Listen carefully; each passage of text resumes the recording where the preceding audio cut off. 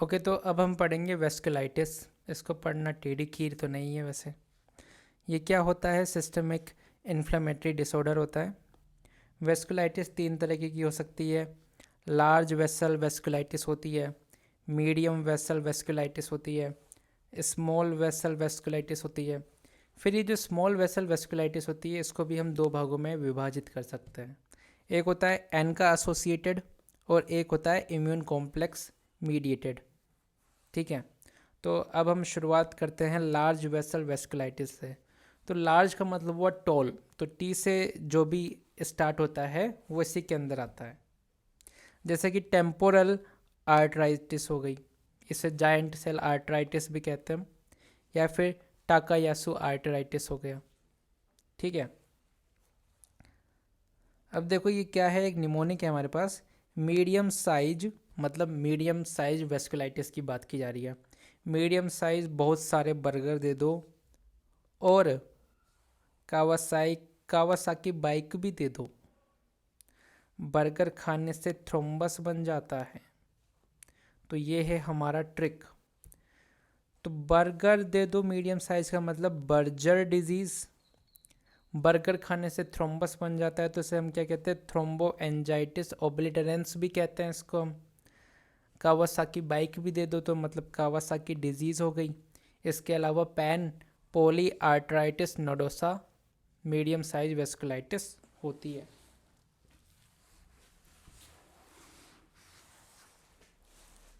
है ना। अब बात हम कर लेते हैं स्मॉल वेसल वेस्कुलाइटिस की एन का एसोसिएटेड। तो इसके अंदर सबसे पहले तो है जीपीए, फिर इसके अंदर एक होती है ईपीए और एक होती है एमपीए।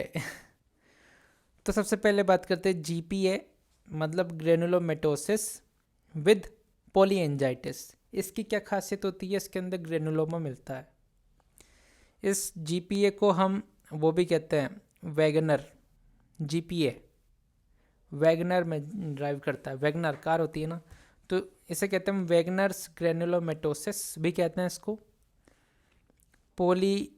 माइक्रोस्कोपिक पॉलीएंजाइटिस इसका एक ही नाम है।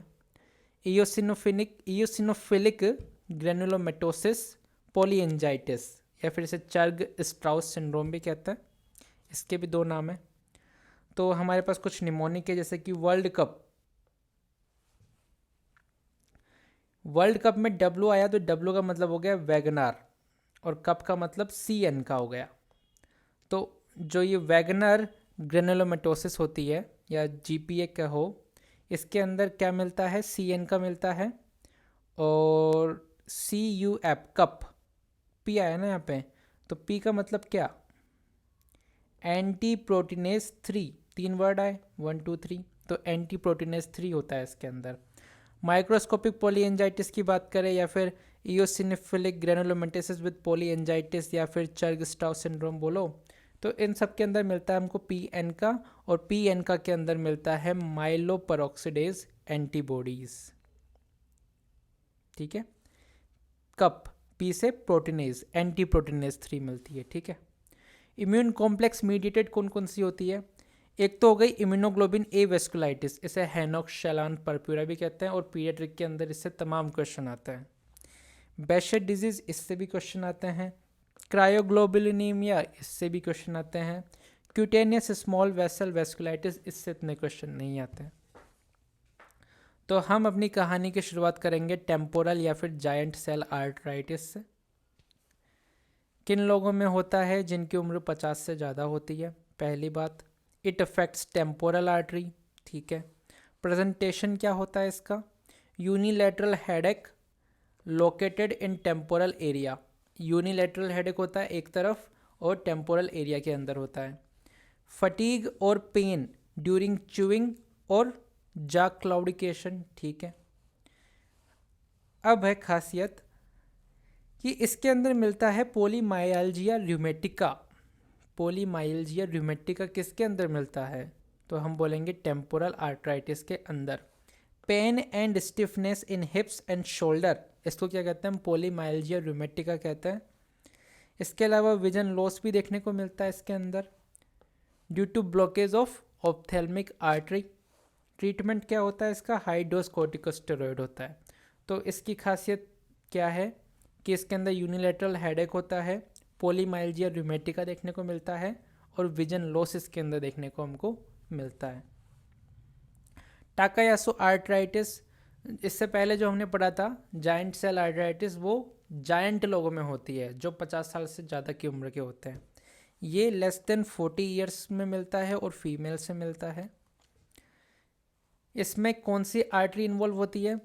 ब्रांचेस ऑफ अओर्टिक आर्टरी जैसे कि subclavian artery are involved in it. Weak upper extremity pulses on one side,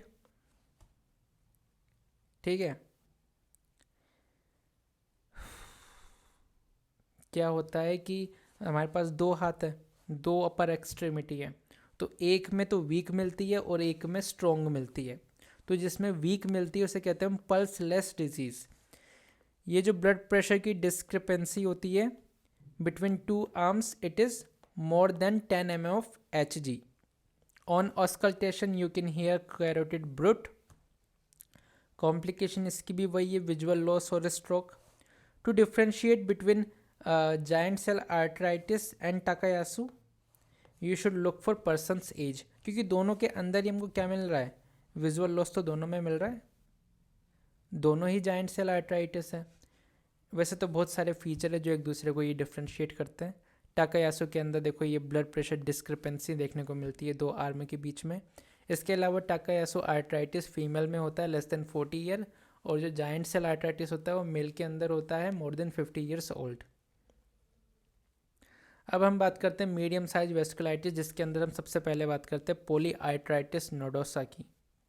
necrotising vasculitis होती है ये, typically affect middle aged man. चलो ठीक है, अगर देखो तुमको सिम्टम मिल रहा है रीनल के भी, कोरोनरी के भी और मीजेंट्रिक आर्टरीज की भी, then you need to think about the polyarteritis nodosa. जैसे कि क्वेश्चन में आपको मिलेगा सेकेंडरी हाइपरटेंशन या रीनल फेलियर या हीमेट्यूरिया, तो ये तो किडनी हो गया ऑर्गन।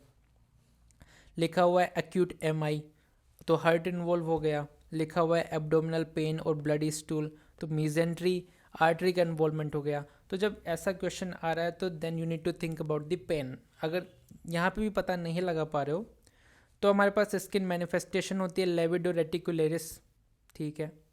अभी भी पता नहीं लगा तो एक it can cause ischaemia to multiple peripheral nerves, इसे कहते हैं मोनोन्यूराइटिस मल्टीप्लेक्स, ये भी कोज कराता है। अभी भी तुम नहीं पता लगा पाए तो क्लू के अंदर मिल सकता है तुमको कि इसका एसोसिएशन होता है हेपेटाइटिस बी सरफेस एंटीजन के साथ। 30% individual are positive for hepatitis B surface antigen, ठीक है।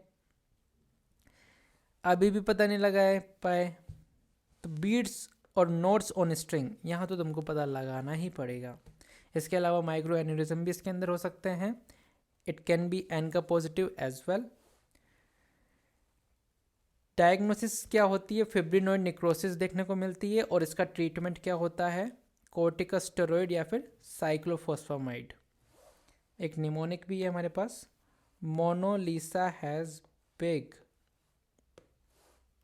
मोनो का मतलब मोनोन्यूराइटिस हो गया, लीसा का मतलब लेविडो रेटिकुलरिस हो गया, बिग हेपेटाइटिस बी हो गया, एंड बीड्स ऑन स्ट्रिंग हो गया, ठीक है। हेपेटाइटिस बी के साथ ये एसोसिएटेड होता है। इसके बाद में हम पढ़ेंगे कावासाकी डिजीज़ के बारे में। कावासाकी डिजीज़ किन में होती है? बच्चों में होती है, छोटे बच्चे, 4 साल से छोटे बच्चे। इसका प्रेजेंटेशन याद रखना है तो एक निमोनिक याद रखना है हमको, क्रैश एंड बर्न। सी का मतलब हो गया conjunctival redness. It can be bilateral, actually it is bilateral, और नॉन एक्जिडेटिव इसके अंदर ये होती है कंजंक्टिवाइटिस। आर से याद रखो रैश। रैश कैसा होता है? पॉलीमॉर्फस मैक्युलोपेपुलर होता है, दैट डिस्क वॉमिट। ए से क्या याद रखोगे? ए से याद रखोगे आप एडिनोपैथी। एडिनोपैथी का मतलब क्या हुआ? Enlargement of cervical lymph node. Cervical lymph node इसके अंदर क्या मिलता है? एनलार्ज मिलते हैं, मोर देन 1.5 सेंटीमीटर। एस से हो गया स्ट्रॉबेरी टंग। इसे हम ग्लोसाइटिस या फिर लिप क्रैकिंग भी कह सकते हैं। एच बच्चा तो hand and foot changes like erythema, oedema और desquamation. Crash and burn, burn का मतलब fever that last more than 5 days, fever that last more than 5 days. Complication की बात करें हम तो कोरोनरी आर्टरी एन्यूरिज्म हो सकता है, that can lead to acute MI. तो अगर किसी छोटे बच्चे में तुमको अक्यूट एमआई के सिम्टम मिल रहे हैं, अक्यूट एमआई मिल रहा है, you need to think about the Kawasaki disease, और इसका ट्रीटमेंट होता है IVIG। ओके, अब हम बात कर लेते हैं बर्गर डिजीज़ की। बर्गर डिजीज़, बर्गर खाने से होता है क्या, थ्रोम्बस। तो थ्रोम्बो एंजाइटिस ओब्लिटरेंस मेल के अंदर होता है जो लेस देन 40 ईयर्स के होते हैं। हमने पढ़ा था बर्गर डिजीज़, इसकी जो पैथोलॉजी होती है हैवी स्मोकिंग के कारण ये होता है। It is the greatest risk factor.